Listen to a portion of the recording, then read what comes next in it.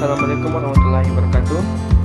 Baiklah, pada video kali ini saya akan menjelaskan sebuah materi lagi. Materinya ini tentang sistem informasi geografis, atau dalam bahasa Inggrisnya itu biasa disebut dengan Geographic Information System, dan biasa disingkat dengan GIS.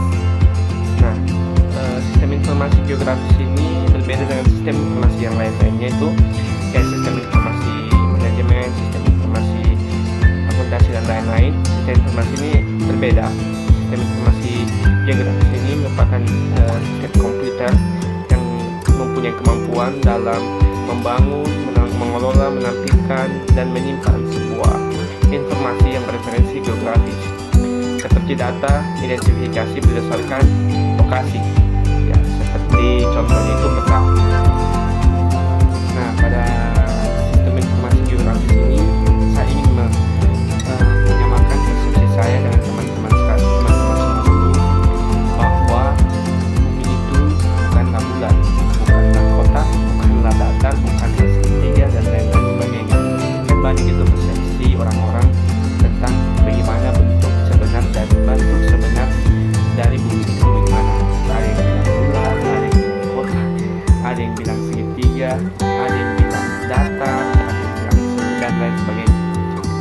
Nah, teman-teman ketahui bentuk bumi itu sebenarnya berbentuk yang namanya itu spheroid.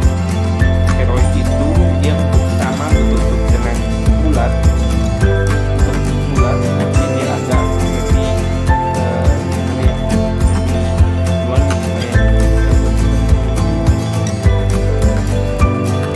saya juga bingung gimana jelaskannya.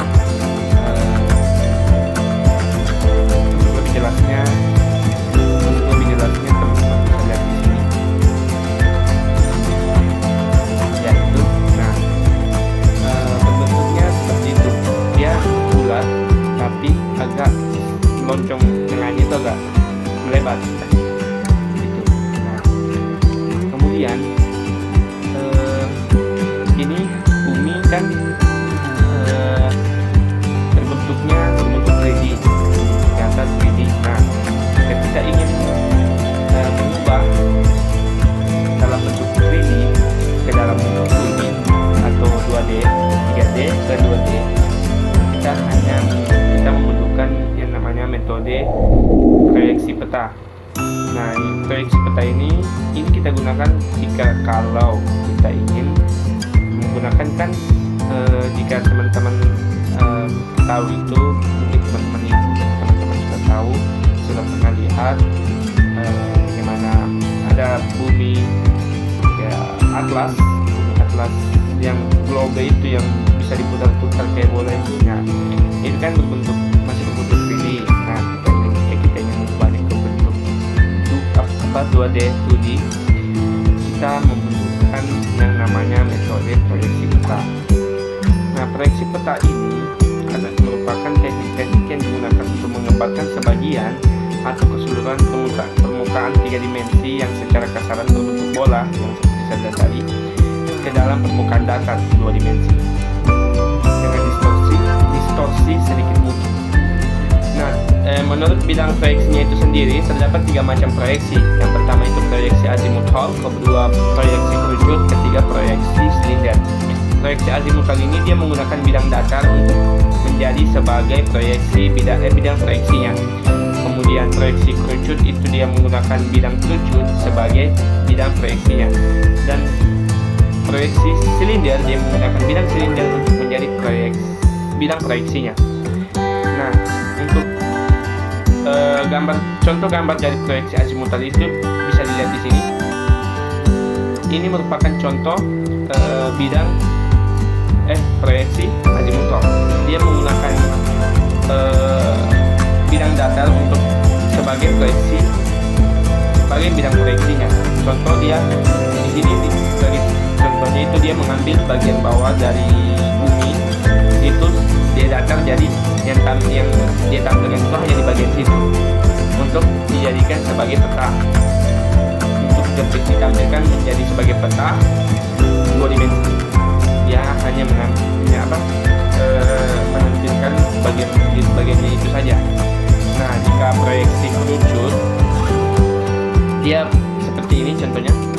dia berbentuk segitiga.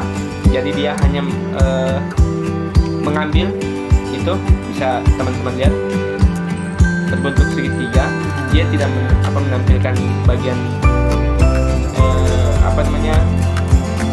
bagian atas, lebih tepat bagian atas ini. Nah, jika jika bidang proyeksi silinder, teman-teman bisa lihat ini. Di sini bisa dilihat dia banyak mengambil bagian tengah dari bumi itu sendiri, wilayah dari bagian tengah dari bumi itu sendiri. Jadi tampilannya itu akan seperti bisa teman-teman lihat seperti di sini. Nah, mungkin hanya itu yang saya dapat jelaskan bagaimana bentuk bumi itu sebenarnya. Mudah-mudahan teman-teman bisa menerima persepsi dari saya bahwa bumi itu sebenarnya bukan bulat, sebenarnya bukan segitiga, sebenarnya bukan datar dan lain sebagainya, tapi bumi itu berbentuk yang namanya itu spheroid. Teman-teman bisa melihat sebelumnya tadi bagaimana bentuknya. Nah, selanjutnya itu saya akan menjelaskan tentang GPS. Teman-teman pasti sudah pernah mendengar apa ini GPS, karena GPS ini sudah sangat banyak, sudah sangat sudah sangat kalau misalnya sudah banyak dikenal itu, tidak tahu apa. Pokoknya pasti teman-teman tahu ini GPS itu bagaimana. Tapi pasti teman-teman sebagian tidak tahu bagaimana kepanjangan dari GPS ini atau bagaimana sejarahnya, kan? Jadi saya akan menjelaskannya secara singkat di sini. GPS itu kepanjangannya dari Global Positioning System. Nah, GPS ini merupakan sebuah sistem yang dapat menunjukkan posisi benda di permukaan bumi secara cepat di semua tempat, pada semua kondisi dan pada setiap waktu.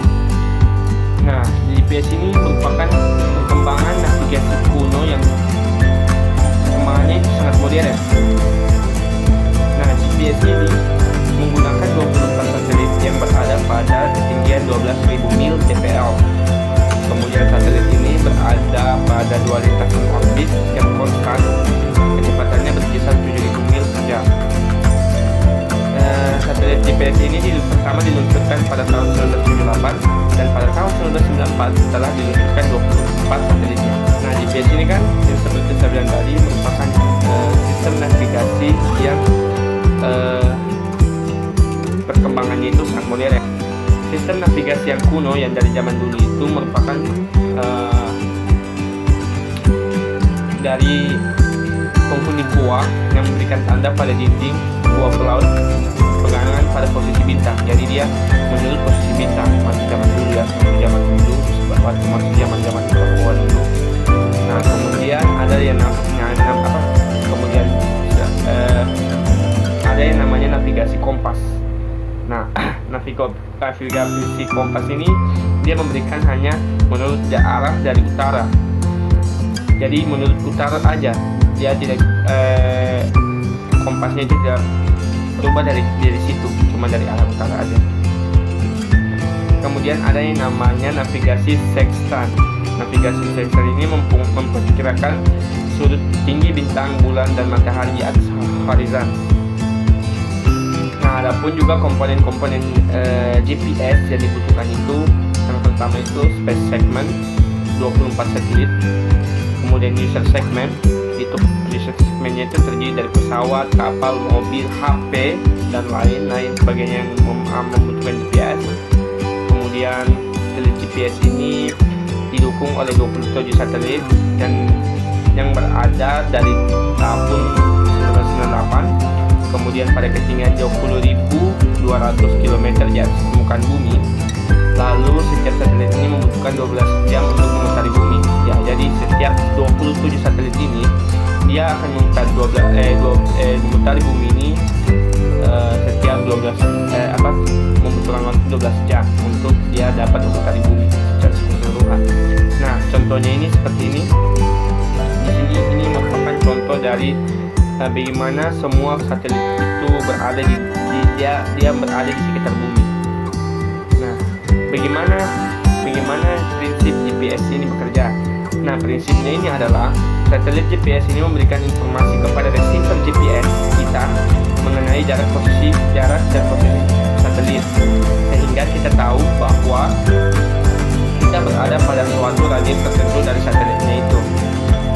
Bila ada dua satelit, maka kita tahu posisi kita berada pada dua lokasi, yaitu perpotongan dua radius tadi.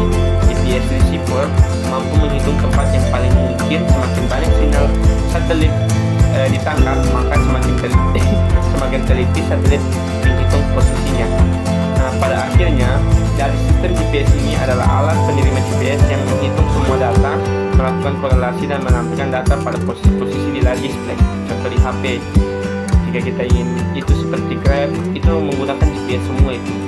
Grab, Gokar, Maps, Google Maps. Jika kita ingin berkendara ke suatu lokasi, itu kan kita bergerak, itu menggunakan GPS. Nah, adapun kelemahan dari GPS ini, kelemahannya itu tidak dapat digunakan. Yang pertama, tidak dapat digunakan di tempat tertutup atau terhalang gunung tinggi. Jadi pancaran dari satelitnya itu akan terhalang begitu. Jadi lokasi yang ditampilkan itu tidak akurat itu. Kemudian jenis baterainya, dan jika jenis baterai dari GPS itu, jika baterainya habis, tidak ada cadangan untuk bantuan navigasi. Kemudian kesalahan untuk menghitung ketinggian itu cukup besar cara menghitung ketinggiannya itu cukup besar. Kesalahannya tidak akurat, dia tidak selalu akurat. Kemudian tidak cocok untuk membantu sebagai informasi navigasi di daerah pegunungan, karena mungkin karena jaringan atau bagaimana. Nah, di berikut ini di sini merupakan contoh satelit GPS-nya itu. Bisa teman-teman lihat di sini. Baiklah, terima kasih teman-teman. Mungkin hanya itu saya bisa dapat sampaikan. Lebih dan kurangnya saya mohon maaf jika ada teman-teman bingung dari apa penjelasan yang saya sampaikan. Mungkin teman-teman bisa komen di bawah apa yang teman-teman bingung. Saya akan bantu, saya insya Allah akan mencoba jawab. Sebenarnya masih banyak lagi macam-macam dari GPS ini.